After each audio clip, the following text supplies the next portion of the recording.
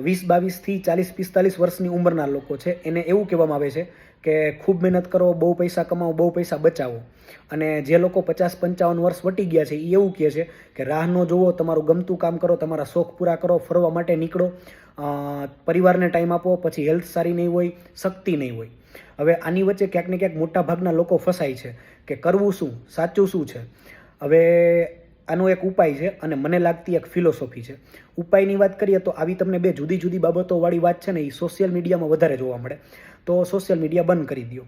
હવે આમ તો એ આસાન નથી. બીજી વાત, હજી હું બહુ ઓછી ફિલોસોફી જાણું છું, મને બહુ ઓછી ખબર છે, પણ મને લાગે છે કે અહીંયા કોઈ કાંઈ જાણતું નથી. કોઈને ખબર નથી કે અંતિમ સત્ય શું છે, સાચું શું છે, ખોટું શું છે. જે વસ્તુએ જે લોકો માટે કામ કર્યું છે, લોકોને જેવા અનુભવો થયા છે, એ જ વસ્તુ લોકો વારંવાર રિપીટ કરે છે કે આ સાચું છે અને આ ખોટું છે. ખરેખર પોતે કોઈ કાંઈ જાણતા નથી, પોતાના અનુભવોને કે પોતે અનુભવેલી બાબતોને રિપીટ કરે છે. એટલે જ ક્યાંક બુદ્ધનું જે વાક્ય છે અપદીપો ભવ, એ અહીંયા સેટ થાય છે. મતલબ કે તમારા જીવનનો પ્રકાશ ખુદ તમે બનો. તમે નક્કી કરો કે તમારા માટે સાચું શું છે અને ખોટું શું છે. આમ તો હજી હું કાંઈ બહુ જાણતો નથી.